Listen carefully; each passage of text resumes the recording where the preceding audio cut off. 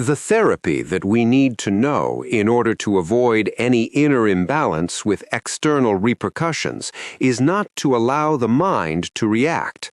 If someone hurts us, we must not permit the mind to react. The time has come to go deeply into this theme, and I believe that the most important point is to stop dreaming. Dreams are merely projections of the mind, and for that reason they are illusions and are useless. It is precisely the ego that projects dreams, and obviously such dreams have no value. We need to transform the subconsciousness into consciousness. We need to eradicate radically not only dreams, but even the very possibility of dreaming. There is no doubt that this possibility exists as long as subjective elements remain within our psyche. We need a mind that does not project. We need to drain the process of thinking. The projecting mind creates dreams, and these dreams are vain and ephemeral. When I speak of the projecting mind, I am not referring to the practical projects made by an engineer, such as the plans for a building, a bridge, or a highway. When I speak of the projecting mind, I am referring to the intellectual animal. It is clear that the subconsciousness always projects. It does not project only houses, buildings, or material things. It also projects its own desires, memories, emotions, passions, ideas, and experiences. The projecting mind, I repeat, produces dreams. As long as the subconsciousness exists, projections will exist. When the subconsciousness is transformed into consciousness, projections end. They disappear completely. If we want to reach authentic illumination, it is necessary and urgent to transform the subconsciousness into consciousness. Undoubtedly, this transformation is possible only through the annihilation of the ego, the I, the myself. In this way, the subconsciousness is transformed into consciousness, and in its place remains the objective, real, and authentic consciousness. In other words, as long as any subjective element exists within us, even if it is insignificant, the possibility of dreaming remains alive. But when all subjective and subconscious elements have been eliminated, when no aggregate remains within our psyche, the result is objective consciousness, authentic and real illumination. One thing is to walk through the hypersensible worlds in a state of objective consciousness, and another is to walk through those regions in a subjective, subconscious state, projecting dreams. There is an enormous difference between the one who moves through those regions projecting dreams and the one who lives there without projecting, with consciousness absolutely awakened, illuminated, and in a super-exalted state of wakefulness. Such a person is an authentic, illuminated being and can, if he wishes, investigate the mysteries of life and death and know the enigmas of the universe. A certain author has said that dreams are disguised ideas. We can clarify this concept further by stating that they are projections of the mind, because those disguised ideas are mentally projected. For this reason, dreams are false and vain. He who lives awakened does not dream. No one can live awakened without having eliminated the ego, the I, the myself. For this reason, I ask all brothers to concern themselves seriously with the disintegration of the ego, because only by disintegrating that terrible legion does one awaken radically. Undoubtedly, it is not easy to eliminate the variety of subjective elements. This elimination occurs in a didactic manner, little by little, and as these elements are eliminated, consciousness becomes objective. When the elimination is complete, consciousness becomes totally objective and awakened, and the possibility of dreaming comes to an end. The great adepts of the Universal White Brotherhood do not dream. They possess objective consciousness. For them, the possibility of dreaming has ended. They are found in the superior worlds in an intense state of wakefulness, directing the flow of innumerable centuries, governing the laws of nature, and transformed into beings beyond good and evil. It is indispensable to comprehend all of this profoundly.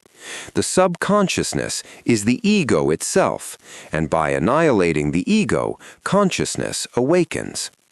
The subconscious elements are infrahuman, and everyone carries them within. By destroying them, the possibility of dreaming ends. Dreams are projections of the ego, and therefore they are useless. The ego is mind, and for this reason, dreams are projections of the mind. It is indispensable not to project. Not only do we project things into the future, but we constantly project things from the past as well. We also project different kinds of emotions in the present, morbid states, passions, and countless other emotional reactions. The projections of the mind are infinite, therefore the possibilities of dreaming are also infinite. How could a person who dreams be taken as an illuminated one? Obviously, a dreamer is nothing more than that, a dreamer. Such a person knows nothing about reality, nothing about what exists beyond the world of dreams. It is indispensable that our Gnostic brothers become truly concerned about the necessity of awakening. They must seriously commit themselves to the dissolution of the ego, the I, the myself. This must be their principal concern. As one dies within oneself, the consciousness becomes increasingly objective, and the possibilities of dreaming are progressively reduced. Meditation is indispensable in order to comprehend our psychological errors. When one comprehends a particular error or defect, one then has the possibility of eliminating it, as I have taught in my book, The Mystery of the Golden Flowering. To eliminate a specific psychological error is equivalent to eliminating a specific psychic aggregate, a subjective element within which exist the possibilities of projection and dreaming. When one wishes to eliminate a defect, an error, or a psychic aggregate, one must first comprehend it. However, comprehension alone is not enough. It is necessary to go deeper, to capture the profound meaning of what has been comprehended. This can only be achieved through profound and very intimate meditation. He who captures the profound meaning of what he has comprehended then acquires the possibility of eliminating it. The elimination of psychic aggregates is urgent. Psychic aggregates and psychological defects are, at their root, the same thing. Any psychological defect is simply the expression of a psychic aggregate. Is it necessary to eliminate them?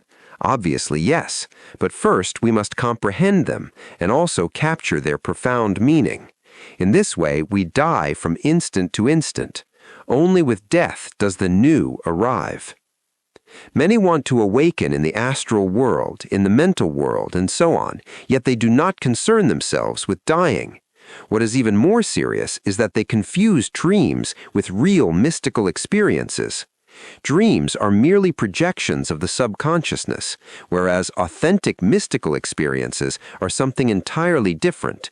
Any genuine mystical experience demands a state of alertness and awakened consciousness.